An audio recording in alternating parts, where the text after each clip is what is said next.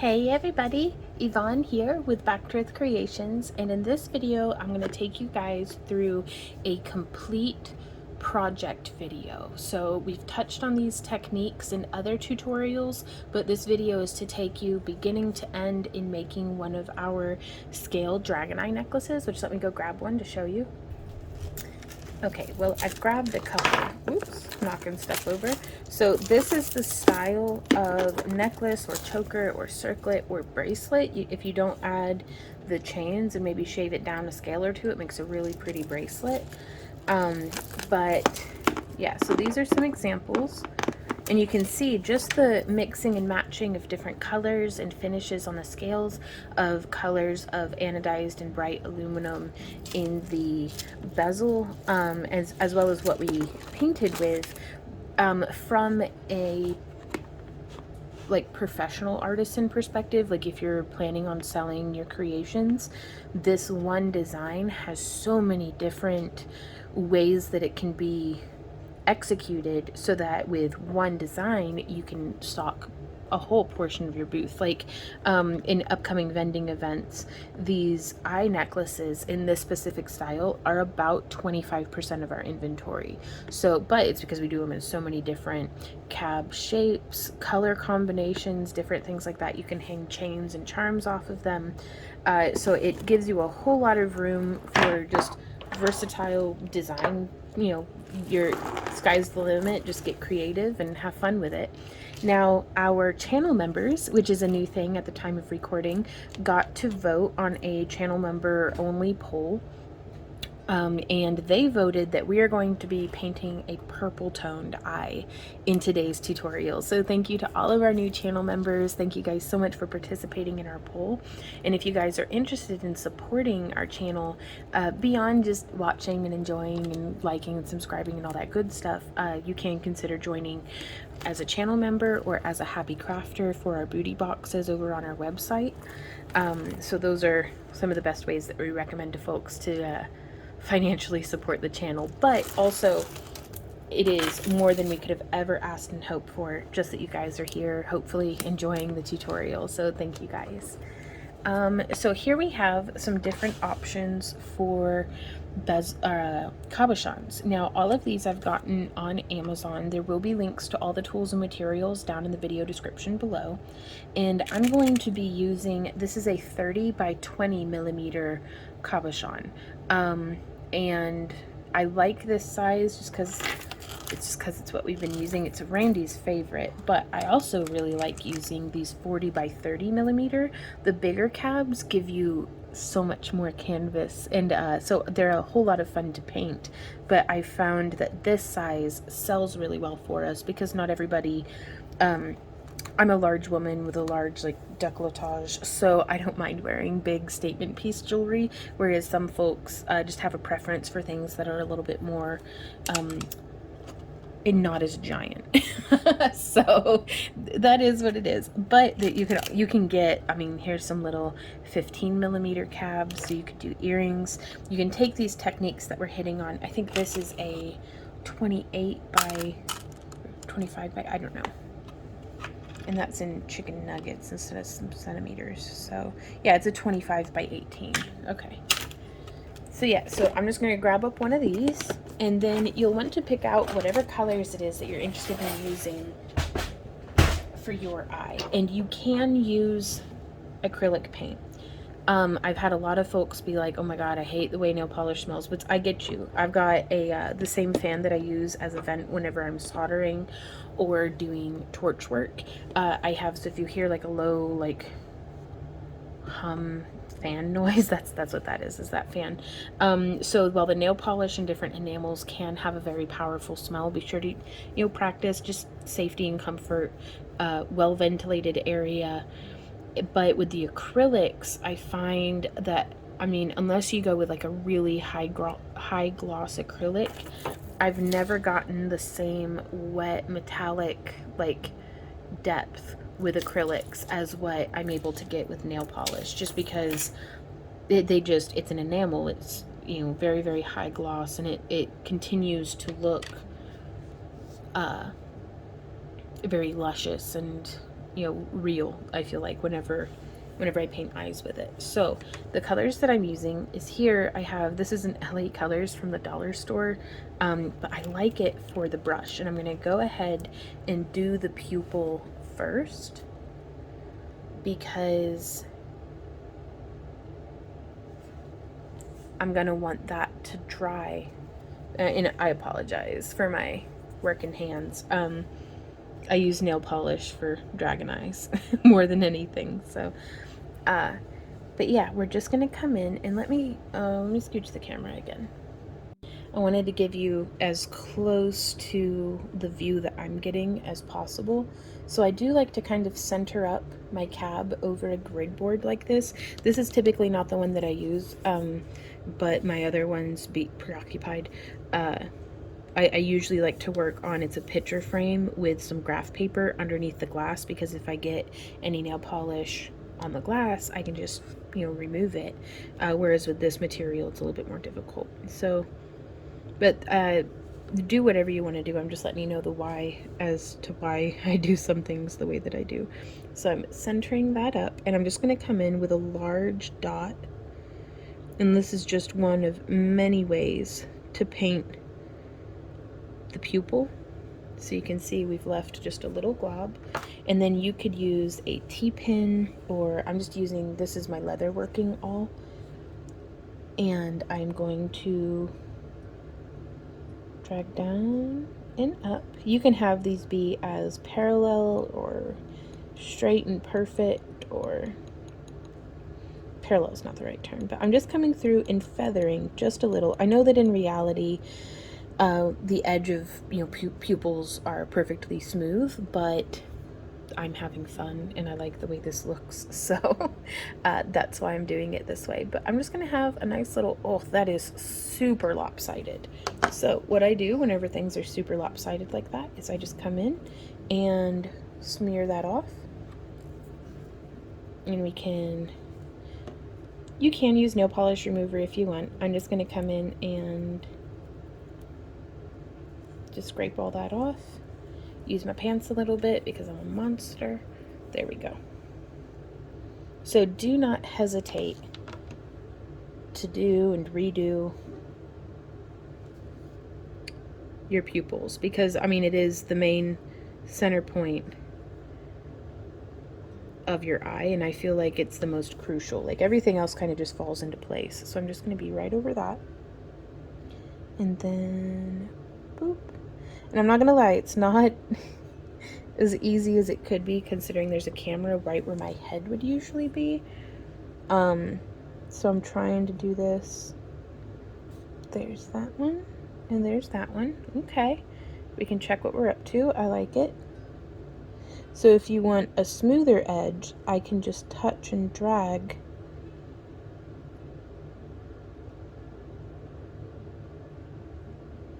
to pull that to where it's going. And I don't want our ends here to be hollow, so I'm just tapping and dragging.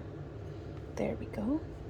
And what I mean by that is you can kind of see here on the front how there's that little bit of light coming through right there on the back, and we can always tidy that up with a razor after it's dry. But I'm just gonna touch and drag. I really love a feathered edge on the pupils. I don't know why, I just dig it. And you do yours the way that makes you happy and inspired. So, but just tapping and dragging. There we go. And now I'm going to let this dry. Normally when I'm painting eyes like this, I do them in big old batches. That way it stinks the house up all at once, and then I don't have to smell it again for a while. Or if it's nice enough weather, I can go outside and do it and then not have to do it again for a while. But I'll just paint a whole mess of pupils, and then I'll come and pull from the cabs, after the pupils are dried, just pull them and paint them, as I like. So I'm gonna let this dry for, oh gosh, maybe an hour or so, and I'll show you one that has dried completely so that you can see what that looks like. And so here you can see this is a like 30mm glass eye that's round, which I really like this look as well. but whenever it's dry, it's flattened out. We're not going to be, and the reason why we let it dry, you can see the difference. Just the gloss on this one is really high. But the reason we let this dry fully is because whenever we start painting it, doing like the edging and different things, if we don't let that pupil dry fully, then whenever we put more nail polish on it, it's going to rehydrate, for lack of a better term, the enamel of the pupil, and it's going to make our eye look muddy. So normally I hate following rules and I hate having to wait whenever it comes to crafting, but this is one that I do not break, that it's like I have to let it dry fully. So what we're going to do while we wait for this to dry is we are going to start weaving the chainmail. So I don't mean to switch gears on you super hard, but this is just how I do the project. So that's how I'm doing the project tutorial. And we're going to go ahead and set up the rings for the bezel, as well as the rings for doing the scale mail strips. So you can choose for yourself if you want to do all one color, or here I'm going to be doing a two-tone because I think it makes it a little bit easier for if you haven't woven chainmail before. And y'all, I don't think this is a brand new beginner project. Like if you're clever and you've done other crafting and stuff, and like, you know, you feel like you really want to challenge, this might be a beginner, but I would recommend being at least a little familiar with weaving chainmail already. But I'm going to lead it through as though you've never worked with rings before. So we are using, for the bezel, 18 gauge 3/16 inch, and these are listed down in the video description. And it takes about, depending on the ring, sometimes it takes 22 to 21 units, which I'll show you what I mean in just a sec by that. And then we have the same size ring used again for joining together here, and you could use a gear if you wanted to make them look steampunk. You could use any sort of connecting component. Used to, I just joined the scales directly to the edge like that, and it looked cool, like I liked it, but it didn't have the mobility that doing this connection gives it. And so here we're using more of that 18 gauge 3/16, and everything I'm using is either bright or anodized aluminum, just to keep it lightweight. And then these larger rings that we have 2 of right here, and then 1 alternating with each of the scales, those are 16 gauge 1/4 inch, and both of those are standard wire gauge. Again, I don't know what it is in chicken nuggets. Let's see. Maybe, is this the correct? Yeah, this has the millimeters on it. Okay, so this is from, I get a lot of my rings from Chainmail Joe on Amazon, and they give out this really cool little thing. Now it doesn't say what it is in millimeters on this one. I think I have a newer one of these somewhere that I've lost. But the 16 gauge is 1.6 mil and the 18 gauge is 1.2 mil. So give it a Google. I'll try to put it down in the video description.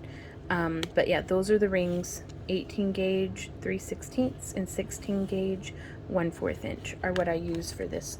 And I'm using small scales from the Ring Lord. So not they're tiny, but they're small. So they're like an inch. And on each side, we're using 5 scales. And I'll be doing just 1 color of scales today.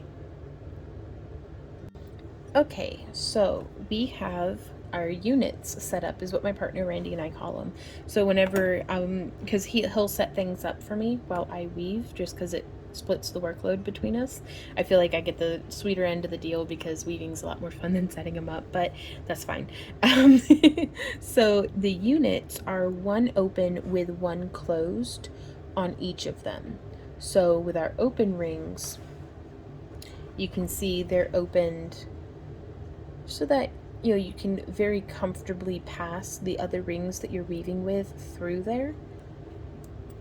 And then our closed rings, we want to make sure that the ends are very much butted together so that, I mean, this is just butted chainmail. We're not soldering or, you know, welding or riveting.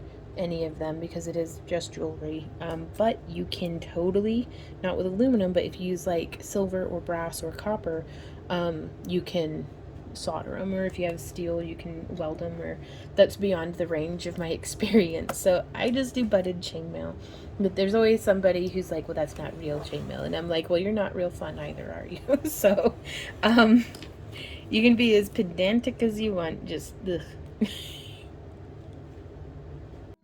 So we're going to start here with one open with two closed on there, and on my silver and purple are the colors that I'm going with, and then I'm going to just close that.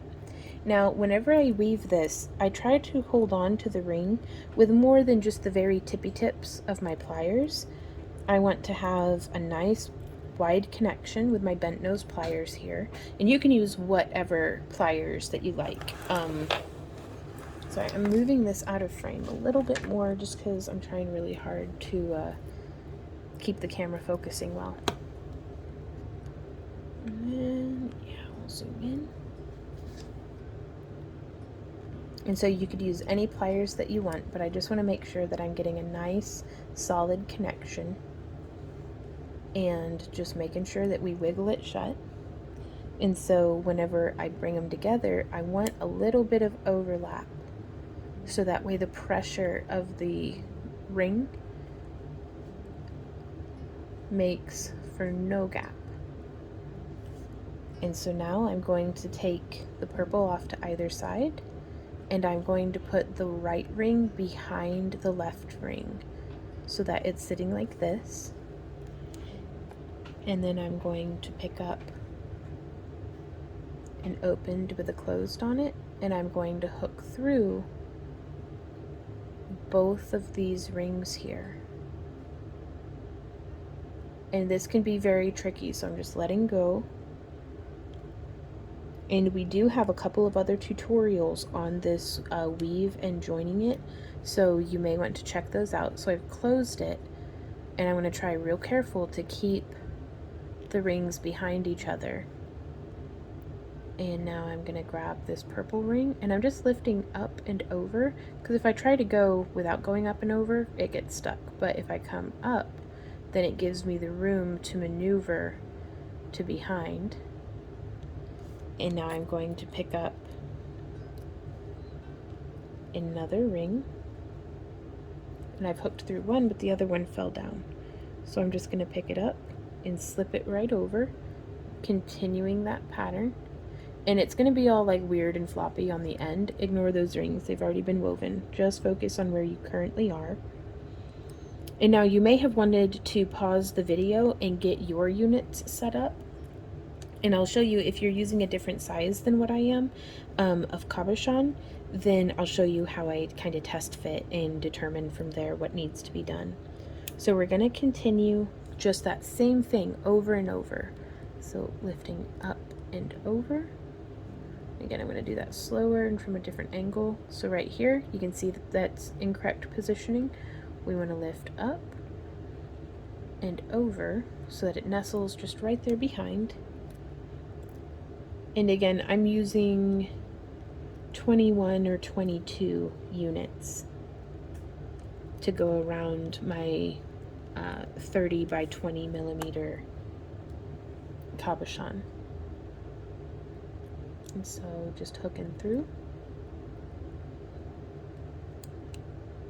and closing, and then putting it behind.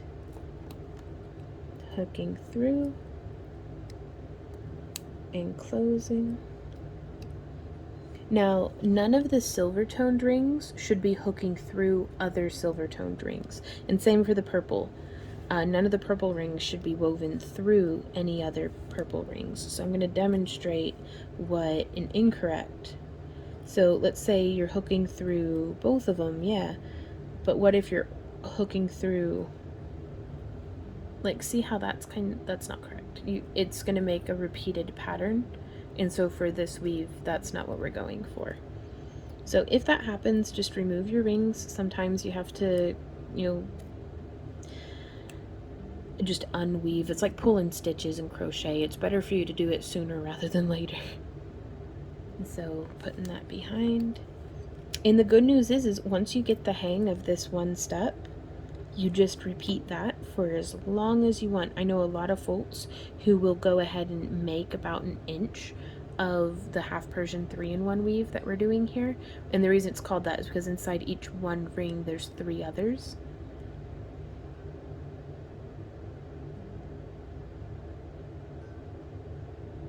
Yep, because inside this one there's 1, 2, 3 purple. But yeah, so that's the weave to search, and I recommend Aussie Mail has incredible tutorials. Maileartisans.org is a really excellent resource for a bunch of different weaves, and then there's a whole mess of like Facebook groups and who knows what else out there on the internet. So just give it some Googling. The Ring Lord itself is a very useful website as far as an educational resource as well. So yeah, be sure to check those out. I kind of lost my train of thought there for a sec. But yeah, I've known of folks to just save about an inch or so of this weave already woven, and then they'll just start new chains off of that, and then, you know, come in and remove just 2 rings to split it. So if you have trouble getting the weave started, that is an option.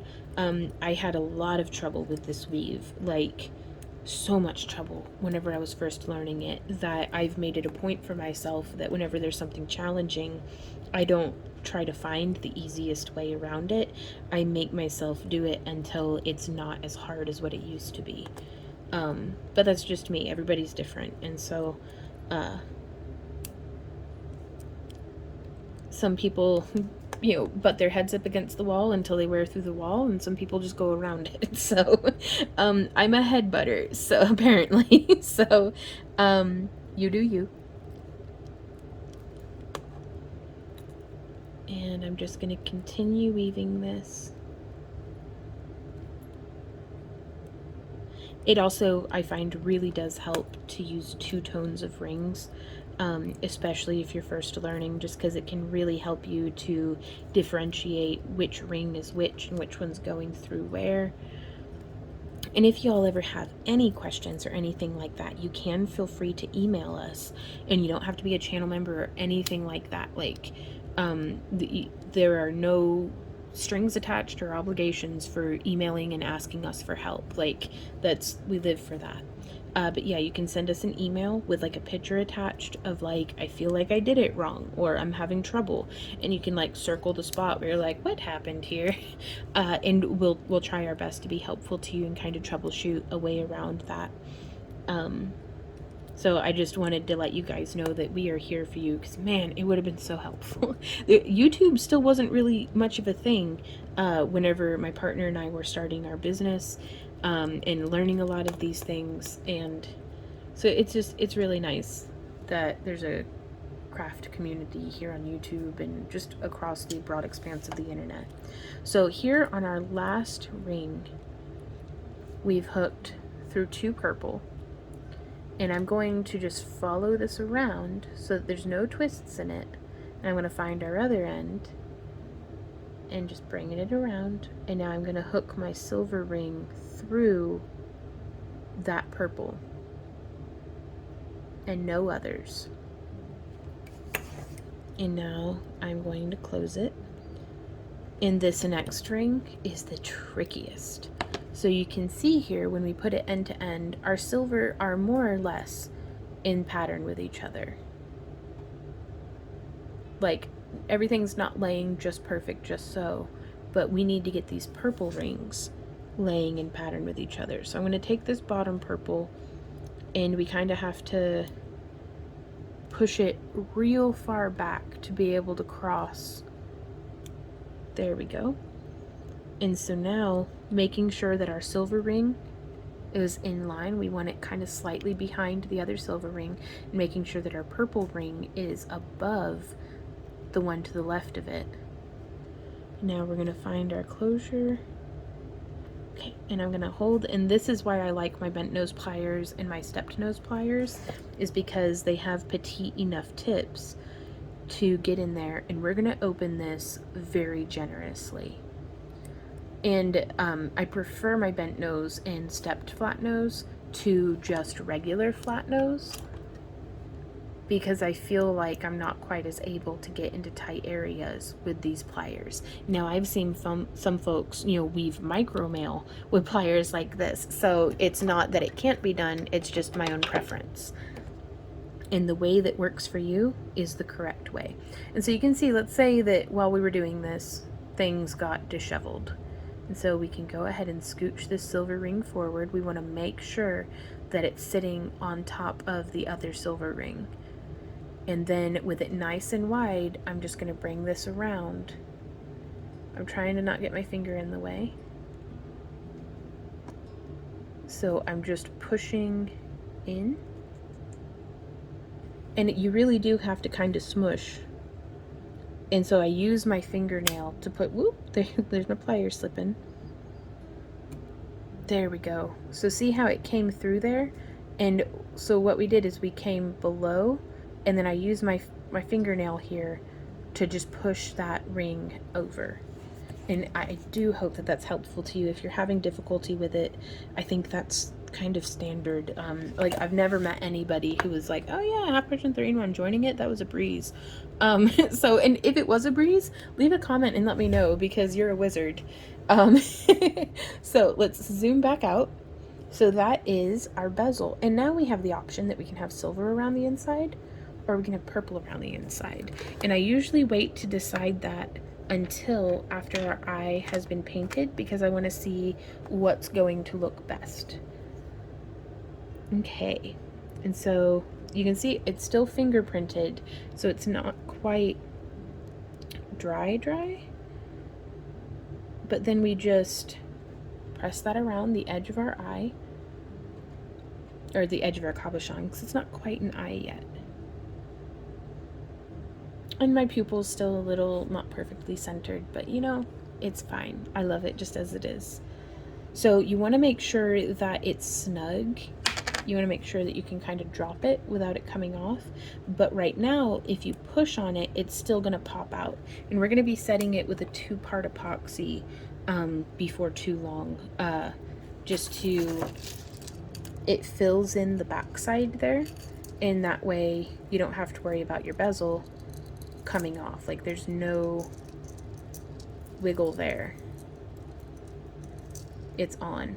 And I've had some folks that are like, well, just make the chainmail tighter. Like, you should, in properly made chainmail, I think was the wording they used, that you don't have to use any adhesives. And it's like, I'm gonna keep using glue, because I don't want my customers to be like, yeah, the eye keeps popping out.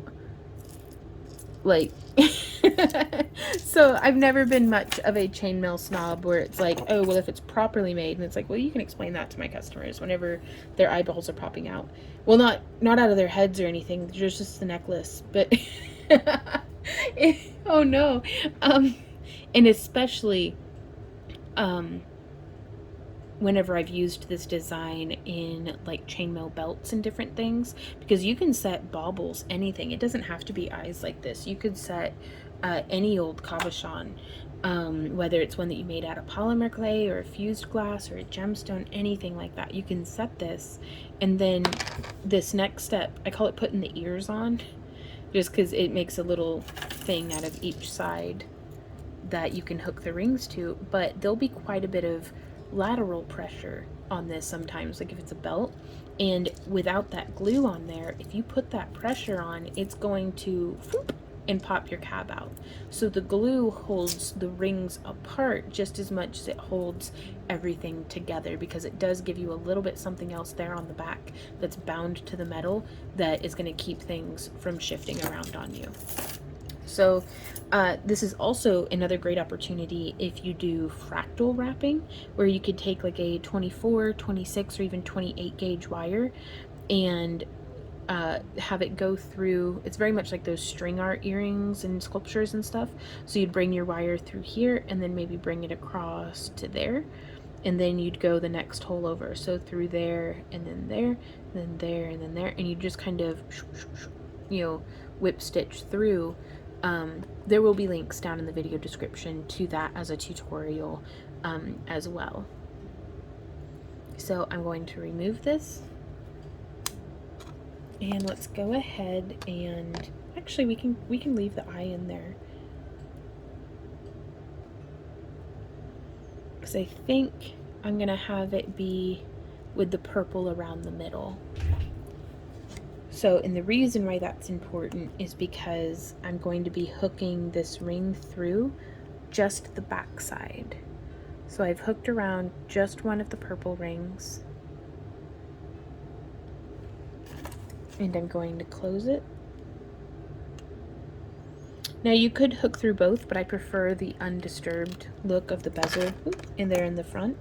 And then I'm going to take our other ring and just go right off to the side of it, hook through the next purple ring as well. I'm going to zoom back in because I feel like, why not? So you can see we have that ring joined there. So this one is just going to hook through, boop, like that. And then we can go ahead and close it. Oh, I can close it better than that. Pet it with your finger to make sure there's no pokey bits. That's looking pretty good. And then I'm going to come straight across and do through these two. So I'm just going to hook through, and I like to do this before the bezel has been set, because it helps me to get everything positioned just so.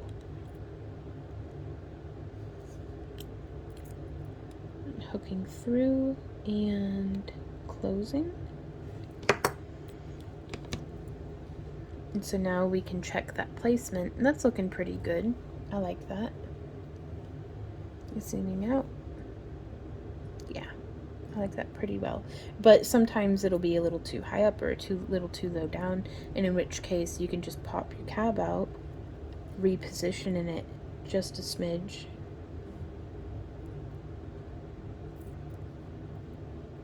And yeah, there you go. So now we're gonna go ahead and paint the eye. I'm gonna let it dry for about 30 more minutes, and then the next step is going to be to continue painting it. So the next step in painting after our pupil is completely dry is we can come through and kind of clean up any little bits that maybe got cruddy from painting the pupil.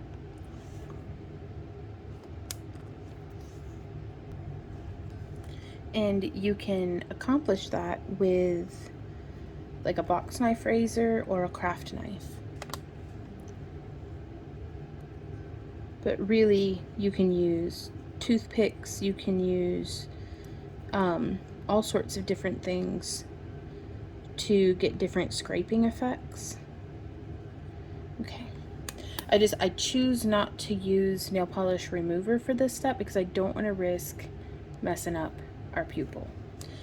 Now the 4 colors that I'm using, I like to go with like a dark, medium, and light, and then like a highlight color. So for my dark color, I'm going with, this is Pure Ice brand in Last Chance, number 1024. And I start at the edge with dark colors and work my way in. That's just my personal preference. There really is no wrong way of doing this, you guys. So if something calls to you, do that. The next color is, what is this? Sinful Colors. Ooh. And it is Let's Talk. Oh, that's never a good.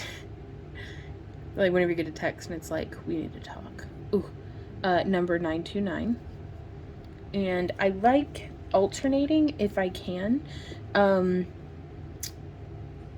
something that isn't necessarily matte. Like this is not a matte tone, but it's not a metallic tone, whereas this one here is metallic. And then I'm going to mix it up again with a color shift. Now this color isn't in production anymore as far as I'm aware. It's Wet n Wild brand, Fast Dry in Grey's Anatomy. I had just stockpiled it, like I'd gotten like 20 bottles of it a few years ago.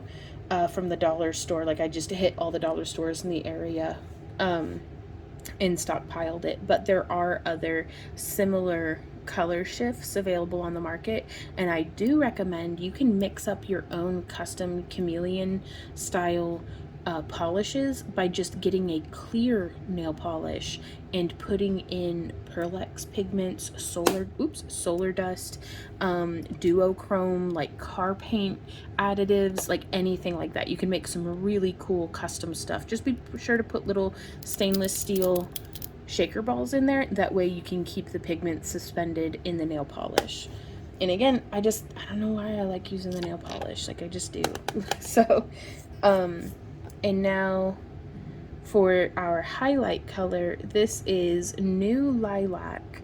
It's another Pure Ice brand, which I really like the pigment consistency, price, and not just the pigment density, and then the consistency are two different things, because I like having a paint that's just a little bit heavily pigmented and a little bit on the runny side, more so than a thicker one, just because it lays down cleaner. So I like the Pure Ice brand for that combination. And so now we're gonna start. I think the reason why I like nail polish so much is, quite frankly, they each have a little bottle in the, or a little brush in the cap, and that way I'm not having to juggle like a bunch of brushes or worry about cross-contaminating things. It's just a little pot of nail polish just does the trick. So, oh, okay. I've thrown the pliers on the ground and retrieved them. So I'm just going to get, I only want like one side of the brush loaded, and I'm going to keep that as the top side. And now I am going to just do little streaky swipes around, focusing on the edge.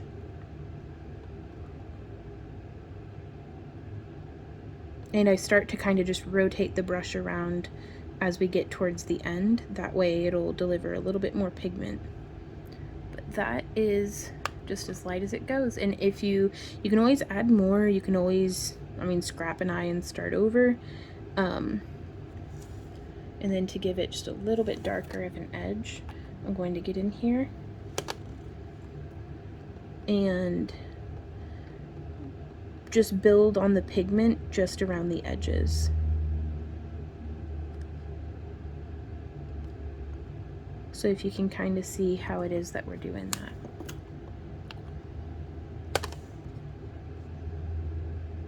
So just delivering it in, and I don't want to do too straight of a line, so I'm still doing a little bit of like a globby brush on motion.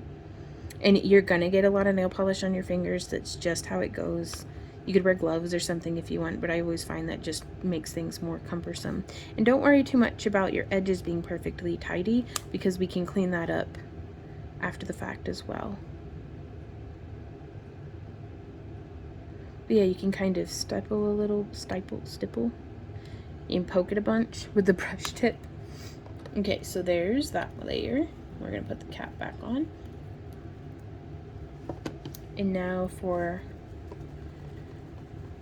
our next tone.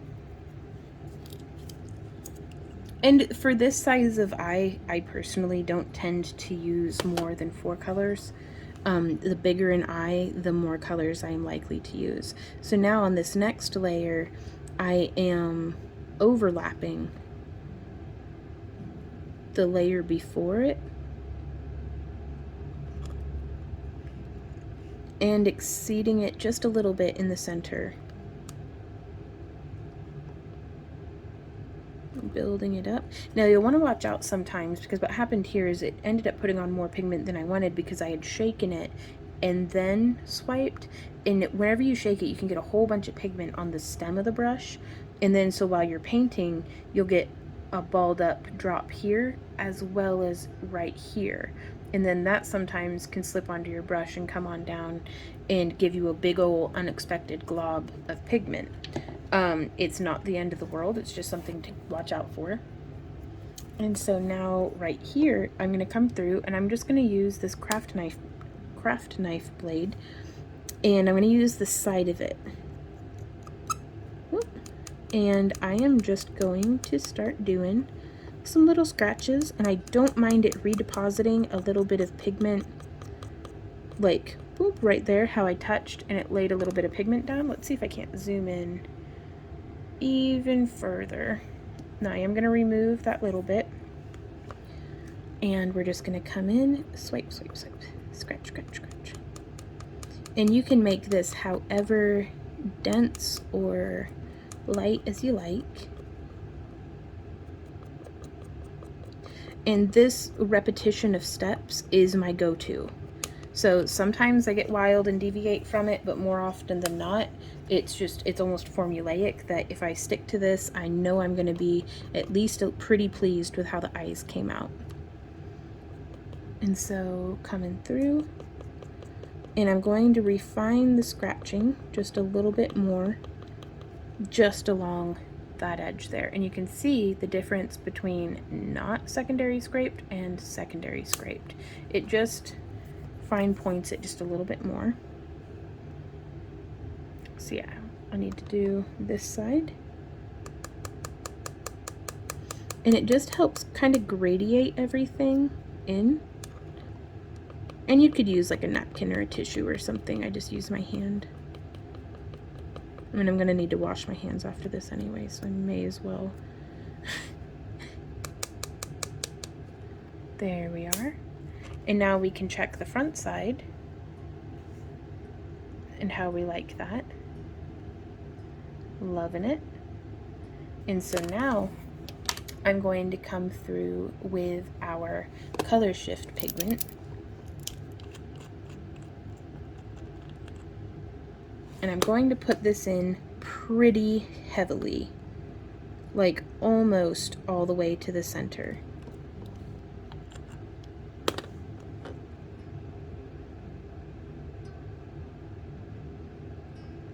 Because the way that the pigments settle in this, the thicker you put it on, almost the better.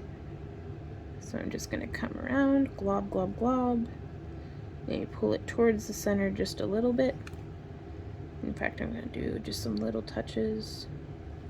Okay, and now I'm going to leave that there like that to dry for a little while. Now, we could go ahead and do scraping right this second, but if we were to do that, it would be very globby, which sometimes is something that you're stylistically looking for. Right now, I'm not. I want to have a lot of nice, sharp, oh my gosh, that looks so pretty. I want to have a lot of nice little sharp lines. So I want to let that dry so that it retains the details from the first scratching. Now, oops, kicking the tripod. Now you could totally just glob the color shift on real thick and just leave it like that and have this be a perfectly beautiful and fun eye. I just want to show you guys what going next, like going a little further into adding details can take you, because that might not be your thing. You might be really happy with just this. So it's good to explore options, just because you never know till you've tried it. Oops. So now, while that dries, I'm going to be weaving the scales. So here we have our 16 gauge 1/4 inch rings, and we have 5 of those closed. And then we have 2, 4, 6, 8, 10, 12, 14, 16, 18, 20 of our 18 gauge 3/16 rings open. And then we have 5 1-inch scales. Oops. And now it may be helpful to you to actually lay this out in a way that you can see how the pattern of rings and scales are going to lay. So I'm going to hook on a ring, and then I'm going to hook the concave side, because there's a pokey outy and a pokey inny, or concave and convex, I think, side to the scales. and I'm going to close that ring, and then I'm going to hook on a second one right there and close it. Now you can see here we've essentially just gone like this,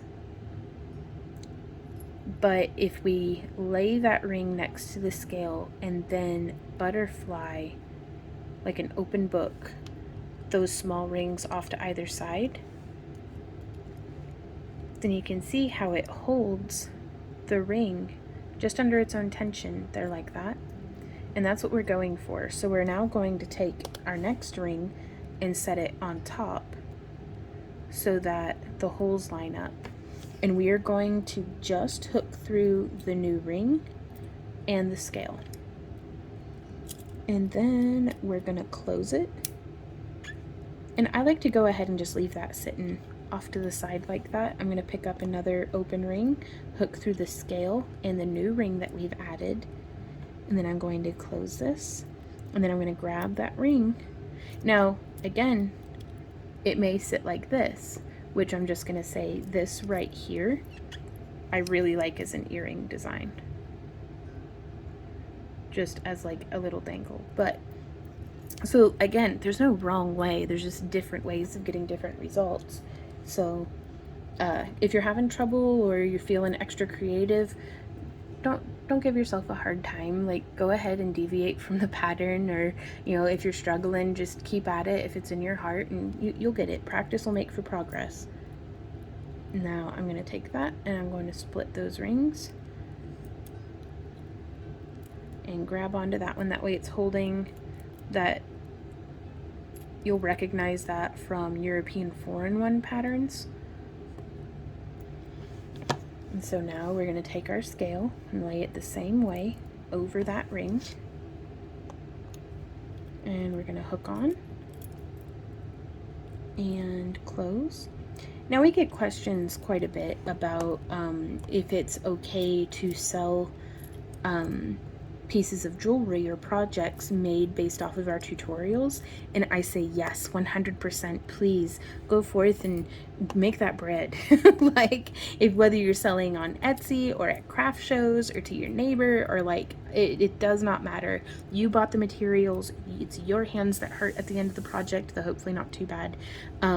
So yes, very much please do sell work based on our tutorials, whether you stick to it exactly or whether you go way off the rails. Please feel free. The only thing we ask for folks is that if somebody asks you, hey, how'd you make this? Or just pass on the info and keep spreading the love of crafting and making all the cool things. Just because, I don't know, that'd be cool. So we're just going to continue weaving this along, hooking through and closing, hooking through and closing. And like most things in chainmail, once you kind of get the gist of it, you just keep doing that over and over again. So this is how the front is looking. And then we can turn it around, and this is how the back side is looking. And sometimes this bottom ring will start getting wild on you and be like poking up like that. That's when you just poke it and it'll fall back in line.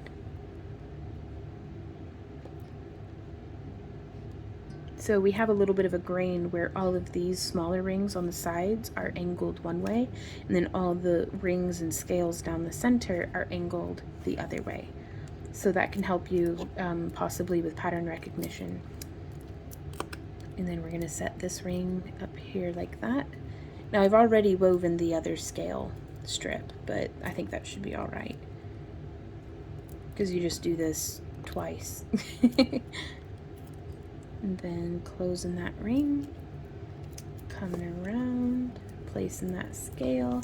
Now also something that you'll want to watch out for is to make sure that whenever you're threading through your new open ring through your scale and ring, that you're not accidentally hooking through this little ring there on the side as well. You only want to be going through, these edge rings should only be going through the center rings, not each other.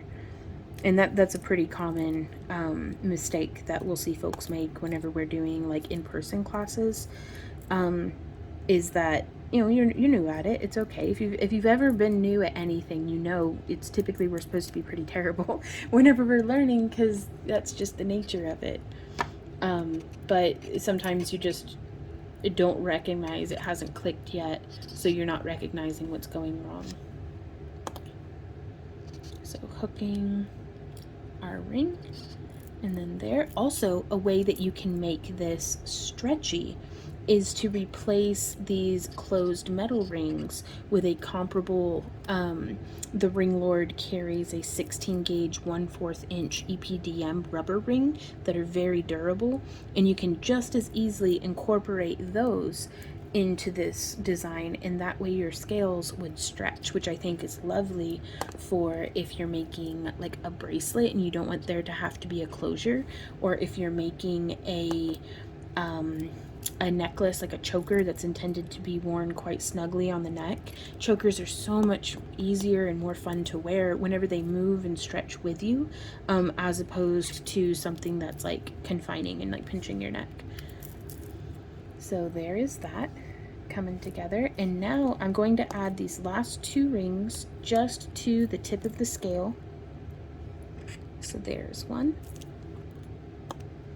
and there is 2, and this should have given us enough time for our eye to dry. And this time I'm going to come through and use this box knife razor to do the detailing.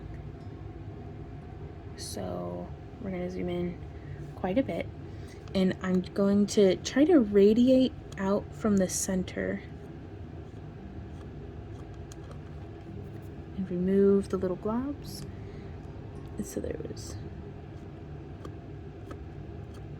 we go. And I'm using the broad side of this to take a nice wide swath of pigment off. There we go. And now we can come through with our awl and do just little scratchy scrapes.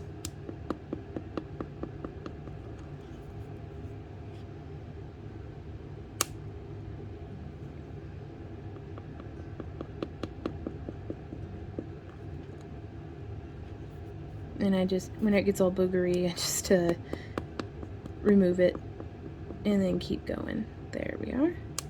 Getting all those little goobies off. Letting them fall off to the side. Okay, so now we can check out, that's how it's looking on the back. And this is how it's looking on the front. And now we're going to come through with our, what was this? New lilac.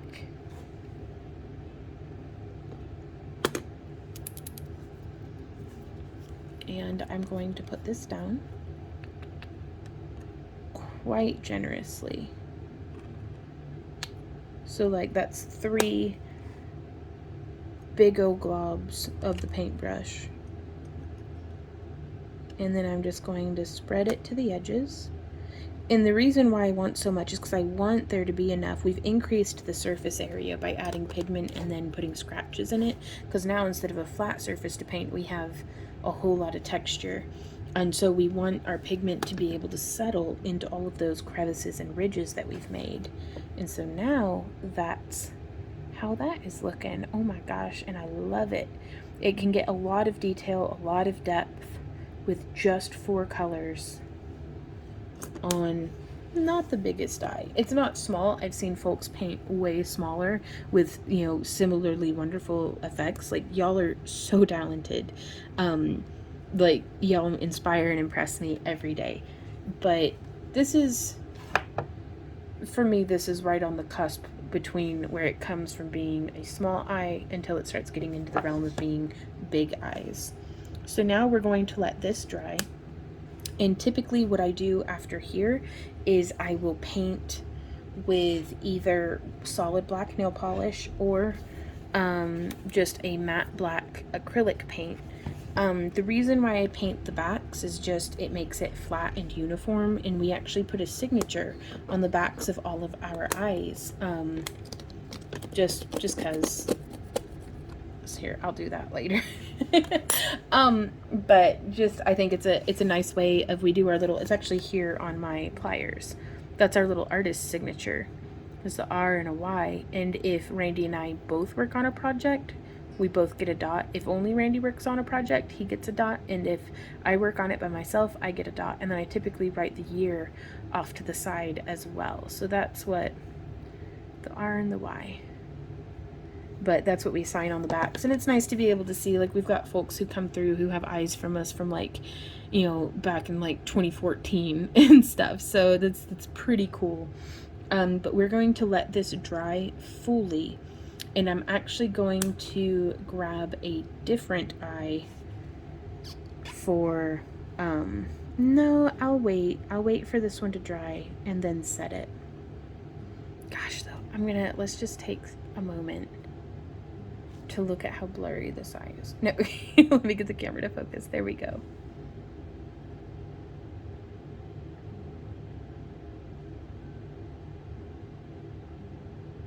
But yeah, so adding in, you can see the very thin lines of where we used the awl. You can see the very wide lines of where we used the broadside of our box knife.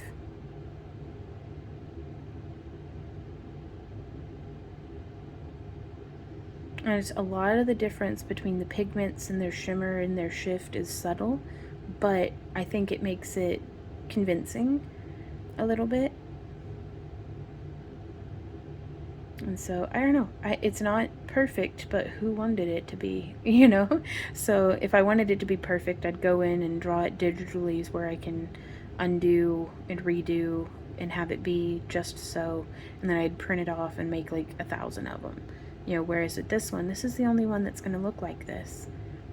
And that's not nothing. Like, that's part of the fun and adventure of handmade things.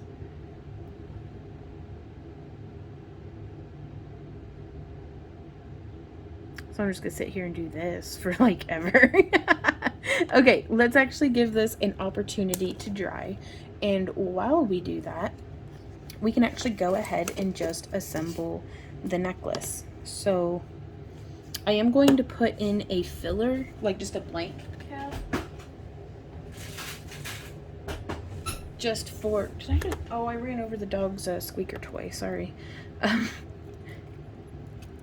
So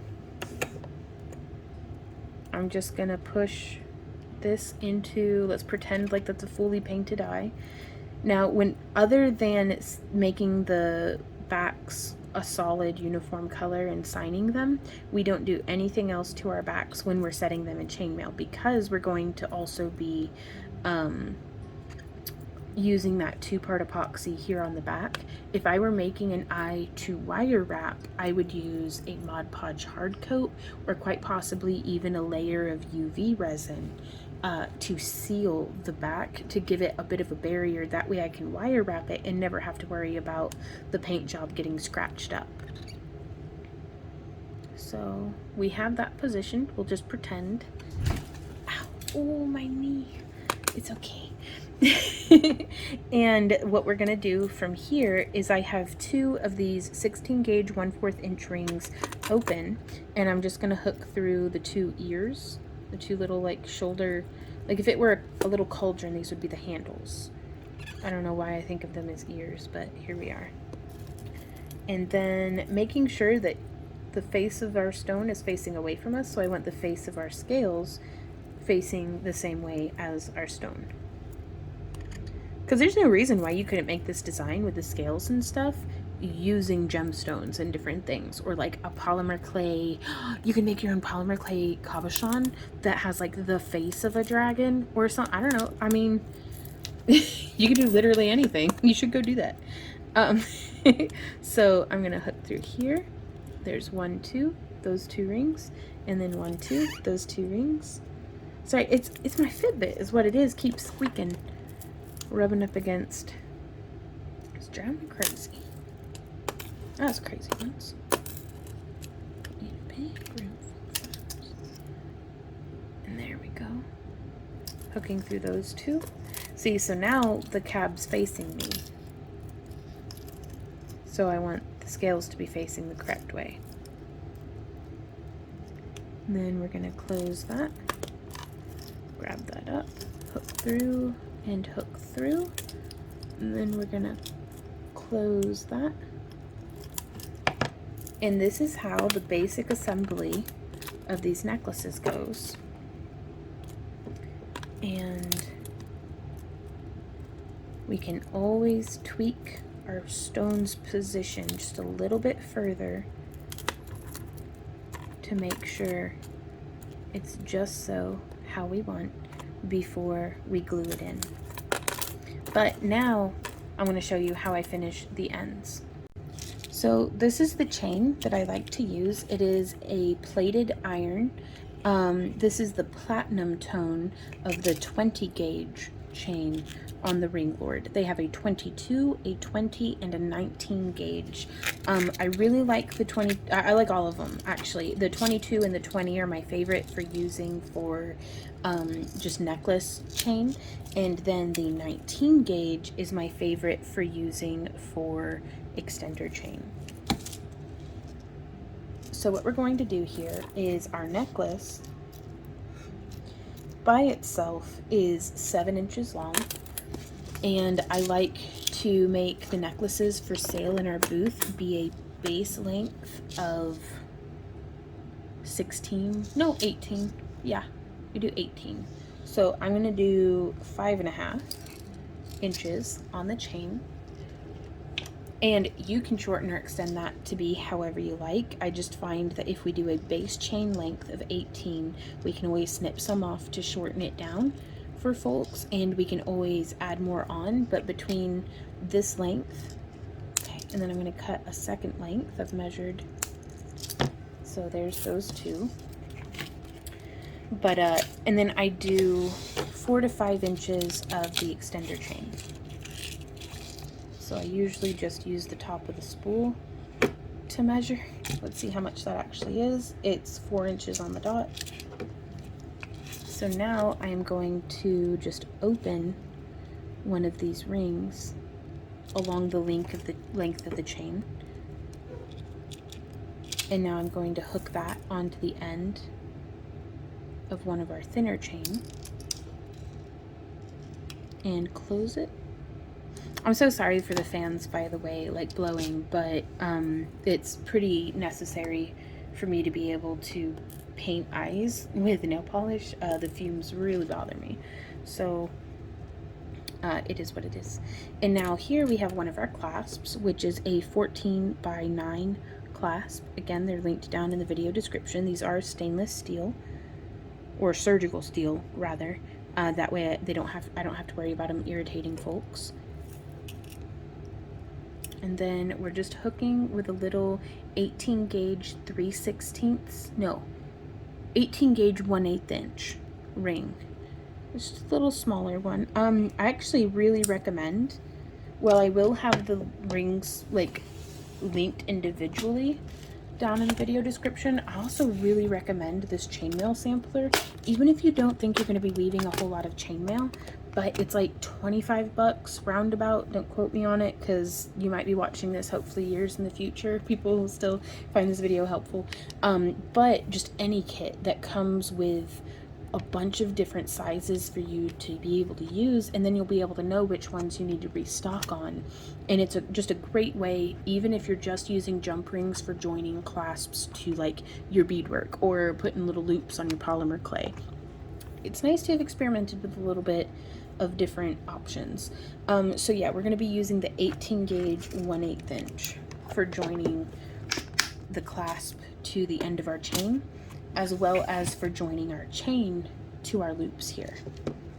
And so I also, just because it's easier for me in the booth to join the clasp together, I put the clasp on the right hand side. My partner Randy is left-handed and has a tendency to put the clasps on the left. Well, he was born a lefty but got disciplined into being a right-hander, but he still prefers to use his left hand. So you know, that, so take that as you will. So I guess what I'm getting at is put it on whichever side you like, and then always offer, if you want, like we always offer to our customers, that if they want us to trade which side the clasp and chain are on, that we'll just swap them for them.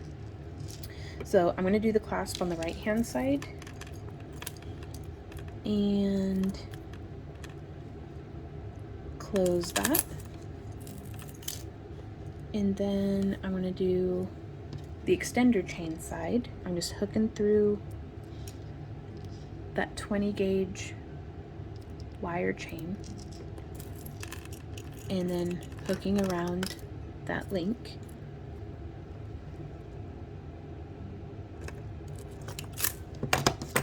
And you can see, I'm going to zoom out a bit. That's what I mean by if you don't glue the eyes in, is the tension of the necklace, if you're tugging on it, is going to pop the cap out. And so short of encasing so much of it in chainmail that you can't hardly even see the eye being there, I don't really know of a way of using a half Persian 3-in-1 securely with an unglued cabochon. So that's why I glue, just to point out, but also I wanted to demonstrate the strength of these jump rings. Like, that's an 18 gauge wire, y'all. That's not joking around. So, and I do like to have the fail point of a necklace be in this part of the chain, because like, let's say if this inner area were beadwork, I want my beadwork joins to be very, very strong.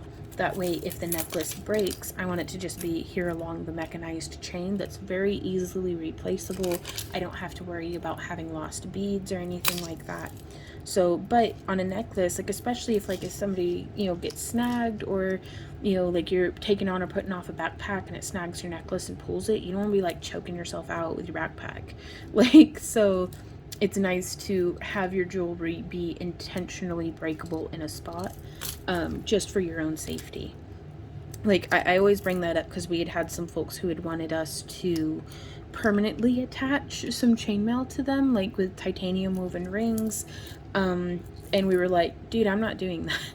Like, just because I don't know how many times I've gotten like a bracelet snagged on a door jamb, and it's like, or not a doorknob, and it's like, if y'all ever got, I don't know, to each their own, but I don't want our customers to be dying on our jewelry. And also, you know, if you're worried about legal liability things, that's something to keep in mind as well. Like with an earring, if the ear hook is the lever back kind, I would rather the earring break than my ear.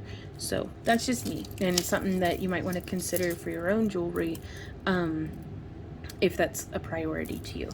So next up, I am actually, just for time's sake, I wanted to get the rest of this video shot today.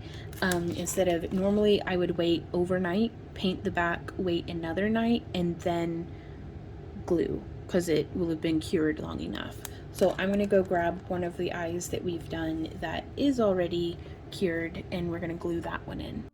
Okay, so my preferred epoxy is Devcon. It's DEVCON brand 2-part 5-minute epoxy, but I cannot find it anywhere. So I have also used the Gorilla Glue 5-minute clear epoxy, but I prefer the JB Weld to the Gorilla Glue, just because of the cap, actually. So this is the other eye that we'll be setting, painted in a similar-ish color scheme. This one I only did 3 colors on. No, I did the same 4, but I swapped the, no, I don't know. It was a while ago. That's why I make these videos, because that's the only way I remember anything that I do. It's because it's like, I'm just literally making it up as I go along. So I'm going to mix just a very little bit for this eye, but typically I'll go through and I'll do them in batches. That way, I just feel like I have less waste that way. So we're going to set that off to the side. You can use this as a little mixing tray. I just use a little note card. But yeah, this one, the other 5-minute epoxies that I've used have little break off caps, and this guy has this thing here. You just undo it and then, I don't know, pull on it. Okay, why isn't it working? Why are you like this? Ah, there it goes. Okay. So yeah, you have to get that little notch lined up perfect. Whew, now this stuff, it stinks, guys. So that's why I've got all the fans going. Woo! And that's really all you need. That's actually probably more than what I need. And then you line up the side with a notch, and then you twist it on. And this is the most secure cap that I've found on this style. And so now we are just going to mix this together. I have not used UV resin because it's just a little too runny typically for me, because the goal here is we want to get this set without it leaking around to the front. So I'm going to stir, stir, stir. And it says it has a 4-minute pot life. I try to get it moved at like 2.5 minutes. Just because after that I feel like it doesn't make as good of adhesion. But if you do it too soon, you're going to get a lot of leak around to the front, which isn't always disastrous. I've had some eyes where it comes out looking really cool, actually, almost like it's like a watery dragon eye. But I prefer to not. So just stirring, stirring, stirring, trying to get all of it in from the edges.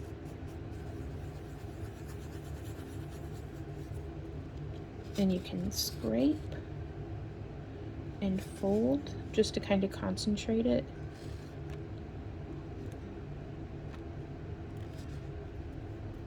There we are. And you can see right now, still a little runny.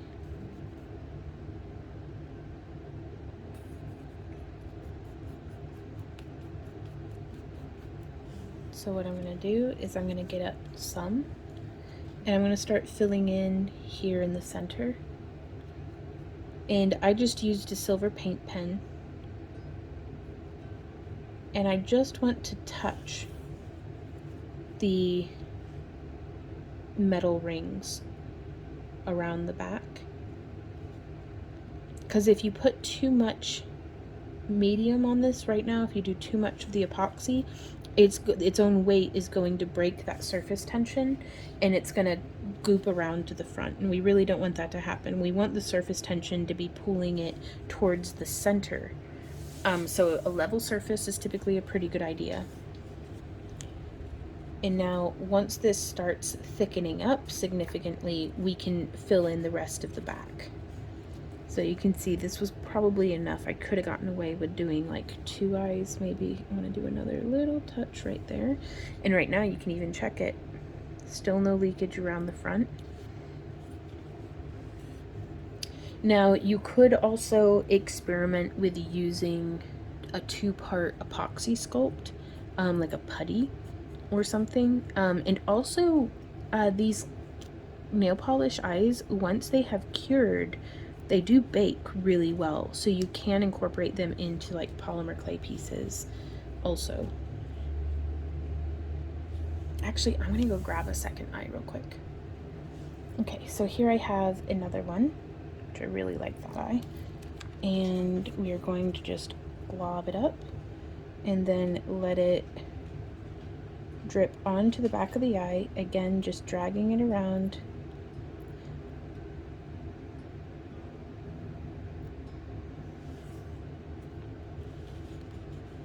And you can see this one's way more bubbly. It's starting to cure, and you can see it's much blurrier. It's much thicker now, so it's trapping those air bubbles. And you can see it's not dripping nearly so readily. Boop. Another little drip. Cool beans. Check it, there's no leaking around the front. So that's how I glue them in. If you do get leakage, I just leave it, and then I come in and cut very carefully with a sharp craft knife after the resin has cured completely, to kind of just trim it away. But I do find that it's best avoided altogether. So that is how we set the eyes. Is it going to focus? I'm actually going to set that down before I accidentally glue it to myself. And yeah, you can fingerprint it. You can see it's still not quite. I'm going to scooch these over. And then I just, and yeah, and so you can see it's really starting to be sticky. And it's very hot to the touch. You can tell that it's curing because it starts to heat up. Oof, and stink. So let's see, we can pop this eye out. Now also, if you want to do like a groovy cab wrap on your eyes, you can take a second cab and press it onto the back, and the nail polish will behave a little bit like a glue. And then that gives you a little bit of a grooved area that you can just nestle your wire into. Or you could paint two eyes and put them back to back and then do that. So it's always an option. Or just paint the back solid with a color shift, and that way you could have a color shift side or a dragon side. So I'm gonna try and see if we can get this in here without goobering it up. And I really don't think we're gonna be able to, so I'm gonna put this here and I'm gonna wait, and then we'll do the outro. Okay, so it's been a few hours. I did some gardening, so pardon my filthy hands. Millie, what you doing? She's wandering off. But we're gonna go ahead and we're gonna pretend like we've sealed the back of this, like how these ones are. Which, by the way, we can, see, it did leak around to the front a little bit, and it's not the end of the world. It's just not my favorite way. Whereas this one did not leak. So, it is what it is. With the DevCon 2-part epoxy, the 5-minute one, I didn't have nearly so much trouble with it leaking around to the front. So if you can find that stuff, that's what I recommend. But it is what it is. Because it's a real shame to have put in all that work and then have it be something that we throw into the crap boxes on our website, where we just sell like stuff that it's like we don't want to throw it away, but y'all might be able to salvage it, but we don't want to work with it anymore. So like broken laser cutouts, half-finished wire wrap projects, broken bracelets, like just mismatched earrings, things like that are what go in our crap boxes. But this is how our eye came out. And hopefully, and you can see there, it's very lopsided. So we would just bring it out, turn it just a bit, and then put it back in. There we go. So I do hope that this tutorial was helpful to you guys. If you have any questions, comments, or ideas, please leave them down below, or you can email us at backtoearthcreations@yahoo.com. Please consider joining our Happy Crafter Club, as well as or our channel membership, which I'm really excited about. We're relatively new to that, but I'm very excited about having everything all in one place finally. So we don't do booty boxes through our channel membership. That's still our Happy Crafter Club on the $10 and up memberships over on our website. But if you just want to get behind the scenes content and help support the creation of more free tutorials, that'd be the way to do it. So I gotta go wrangle a puppy. She's learned how to climb the stairs. So until next time, you guys, thank you so much for being here, and happy crafting. Mwah! Bye.